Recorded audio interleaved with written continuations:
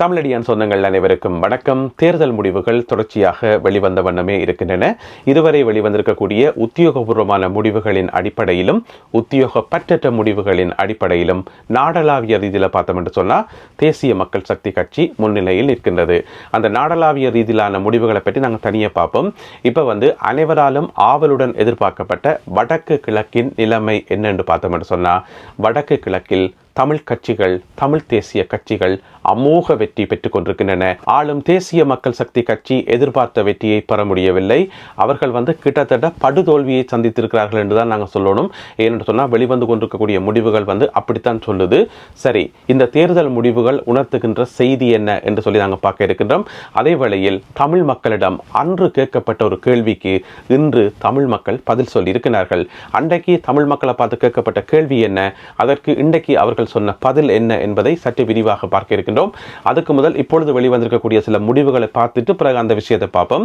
முல்லைத்தீவு மாவட்டத்தினுடைய முடிவுகள் வெளியாகி இருக்கின்றன. முல்லைத்தீவு மாவட்டத்தினுடைய 2 சபைகளுக்கான முடிவுகள் வெளியாகி இருக்கின்றன.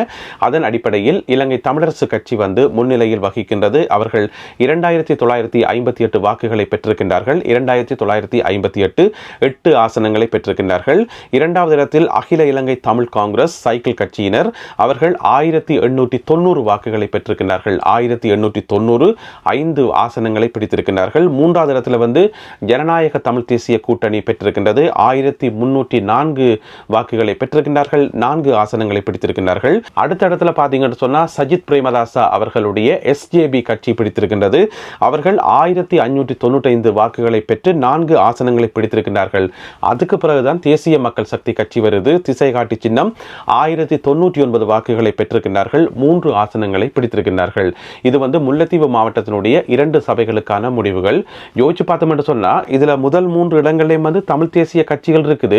அப்ப 4வது இடத்திலேயாவது என்பிபி வந்திருக்கான்னு பார்த்தா அப்படியும் இல்லை. 4வது இடத்துல சஜித் பிரேமதாசாவினுடைய எஸ்ஜேபி கட்சி தான் வந்திருக்குது. அதுக்கு பிறகு 5வது இடத்துல தான் என்பிபி வந்திருக்குது. எனவே என்பிபிக்கு முல்லைத்தீவு மாவட்டத்தில் இது ஒரு படுதோல்வி என்று தான் சொல்லணும். 5வது இடத்துக்கு தள்ளப்பட்டிருக்கிறது. இதுக்கான காரணங்கள் என்ன, அவர்கள் விட்ட பிழைகள் என்ன ஏதுன்றதை பற்றி நாங்கள் பிறகு ஆய்வுகளில் விரிவாக பார்க்க இருக்கின்றோம். எனவே இப்போது வரை வந்திருக்கக்கூடிய முடிவுகளின் அடிப்படையில் சுருக்கமாக சொல்ல போனா வடக்கும் கிழக்கும் தமிழர்களுடைய கைகளில் தான் இருக்குது. தமிழ் தேசிய கட்சிகளினுடைய கைகளில் தான் இருக்குது. இது முக்கியமான சில செய்திகளை எங்களுக்கு சொல்லுது.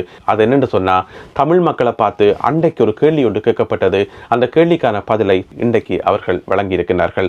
அது என்ன கேள்வி என்று சொன்னா, பாராளுமன்ற தேர்தல் நடக்க பார்த்தீங்கன்னு சொன்னா யாழ்ப்பாணத்திலேயும் வன்னியிலேயும் தேசிய மக்கள் சக்தி கட்சி கிட்டத்தட்ட அமோக வெற்றி பெற்றது உங்கள் எல்லாருக்குமே தெரியும். அது தேசிய மக்கள் சக்தி கட்சியே, என்பிபி கட்சியே எதிர்பார்க்காத ஒரு வெற்றி. ஜனாதிபதி அனுரகுமார திசாநாயக்க அவர்களே பல இடங்களை சொன்னவர், நாங்க தென்னிலங்கையில் செய்த மாதிரி வடபகுதியில் தமிழ் மக்கள் மத்தியில் பெரிய அளவில் அரசியல் செய்யல, எங்களுடைய செய்திகள் எல்லாம் அங்கே போய் சேரையில.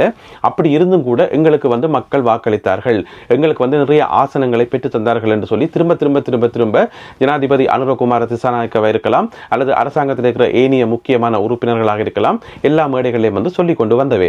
அப்ப தமிழ் மக்களை பார்த்து கேட்கப்பட்ட கேள்வி, மிக முக்கியமாக யாழ் மாவட்ட மக்களை பார்த்து கேட்கப்பட்ட கேள்வி, அது எப்படி தமிழ் கட்சிகள் இருக்கும்போது நீங்கள் தென்னிலங்கை கட்சிக்கு வாக்களிச்சீங்க என்று சொல்லி, தென்னிலங்கை கட்சிக்கு பெருவாரியான வாக்குகளை அள்ளி அள்ளி போட்டுக்கிறீங்களே, என்ன காரணம் என்று சொல்லி கேள்வி கேட்கப்பட்டது. ஒரு சில கட்சிகளுடைய தலைவர்கள், முக்கியமான அரசியல் ஆய்வாளர்கள் எல்லாம் தமிழ் மக்கள் வாக்காளர்களை குறகுட சொன்னவே, இப்படி போயிட்டு வாக்குகளை அள்ளிக்கொண்டே தென்னிலங்கை கட்சிக்கு போட்டுக்கிறீங்களே, ஜேவிபிக்கு கொண்டே போட்டுக்கிறீங்களே என்று சொல்லி சொல்லப்பட்டது. அது நிறைய பேருக்கு ஒரு கேள்வியை உருவாக்கி இருந்தது. எப்படி தமிழ் மக்கள் கொண்டு போயிட்டு அவர்களுக்கு வாக்களிக்க முடிஞ்சது சொல்லி ஒரு மிகப்பெரிய ஒரு குழப்பம் இருந்தது. தமிழ் கட்சிகள் மத்தியிலேயும் இந்த ஒரு குழப்பம் இருந்தது. அப்படின்னு சொன்னா எங்கட இடம் பறி போயிருந்தா, இனி எங்களுக்கு மக்கள் மத்தியில் செல்வாக்கு இல்லையா, இந்த மாதிரியான குழப்பங்கள் இருந்தது. அப்ப ஒரு சில ஆட்கள் சொல்லிச்சினா, இல்ல தமிழ் மக்கள் என்பிபிக்கு வாக்களித்தது விரும்பி வாக்களிக்கல, வாக்களிக்கணும் என்றதுக்காக வாக்களிக்கல, அவர்கள் இப்படி வாக்களித்ததன் மூலம் தமிழ் தேசிய கட்சிகளுக்கு ஒரு செய்தி ஒன்றை செல்ல முற்படுகிறார்கள்.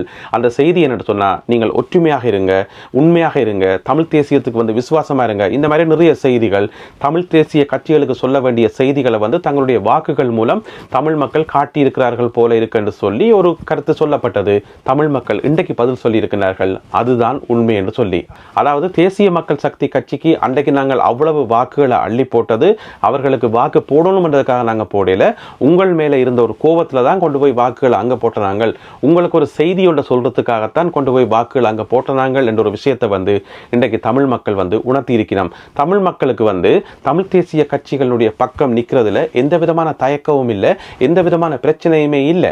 ஆனால் தமிழ் தேசியம் கதைச்சு கொண்டிருக்கிற கட்சிகள் தங்களுக்குள்ள ஒற்றுமையாக இருக்கணும், தமிழ் மக்களுக்கு உண்மையாக இருக்கணும், தமிழ் மக்களுக்கு விசுவாசமாக இருக்கணும். இதுதான் தமிழ் மக்களுடைய எதிர்பார்ப்பு.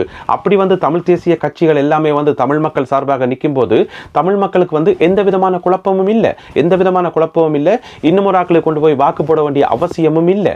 எனவே அது நடக்காத போதுதான், கடந்த 15 வருஷமாக அது நடக்காத போதுதான் தமிழ் மக்கள் விரக்தி அடைந்து போன பாராளுமன்ற தேர்தலில் வாக்குகளை மாற்றி போட்டிருக்கணும். அதுக்கு பிறகு பார்த்தீங்கன்னு சொன்னால் தமிழ் தேசிய கட்சிகள் எல்லாம் விழிச்சு கொண்டு தங்களுக்குள்ள முரண்படுறதையும் தங்களுக்குள்ள அடிபடுறதையும் நிறுத்திட்டு தங்கள் எல்லாருடைய பொது எதிரியும் என்பிபி தான். எனவே என்பிபியை எதிர்க்கிறது தான் எங்களுடைய பிரதானமான பணி. வடக்கு கிழக்கில் என்பிபியை மேலோங்க செய்ய விடாமல் செய்கிறதான் எங்களுடைய பணி என்று சொல்லி தேர்தலை எதிர்கொண்டார்கள். இந்த தேர்தலில் அதை நோக்கி பிரச்சாரங்கள் எல்லாம் வைக்கப்பட்டது, பலருடைய உரைகள் எல்லாம் அப்படித்தான் இருந்தது, மக்களுக்கு அவர்கள் சொன்ன செய்திகள் எல்லாம் அப்படித்தான் இருந்தது. எனவே அதனுடைய முடிவை இன்றைக்கு மக்கள் கொடுத்திருக்கிறார்கள்.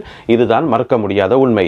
எனவே இதே மாதிரியே தொடர்ந்து போனா தமிழ் மக்களுக்கு நல்ல தலைமைத்துவத்தை கொடுத்தா, தமிழ் மக்களுக்கு நிறைய சேவைகள் செய்தா, தமிழ் மக்களுடைய வாக்குகளும் தமிழ் மக்களுடைய ஆதரவும் எப்பவுமே தமிழ் கட்சிகளுடைய பக்கம் தான் இருக்கும். அதே நேரம் வடக்கு கிழக்கில் தேசிய மக்கள் சக்தி கட்சிக்கு ஒரு பின்னடைவு வந்துட்டதுக்காக நாடு முழுவதும் அவர்களுடைய சேவையையும் தேவையையும் நாங்கள் குறைச்சி மதிப்பிட முடியாது. அவர்களை தவிர்த்து இன்னும் ஒரு அரசாங்கத்தை நாங்கள் கற்பனை பண்ணி பார்க்க முடியாது. இன்னும் ஒரு ஊழல்வாதிகளையும் நாட்டை கெடுத்து குட்டிச்சுவராக்கிறாக்களையும் கொண்டு ஆட்சியில் இருத்த முடியாது. நாடு அனுரவுடன் தான், அதில் எந்த விதமான மாற்று கருத்தும் இல்லை. வடக்கு கிழக்கு தமிழர்களுடைய கையில, நாடு அனுரவின் கையில.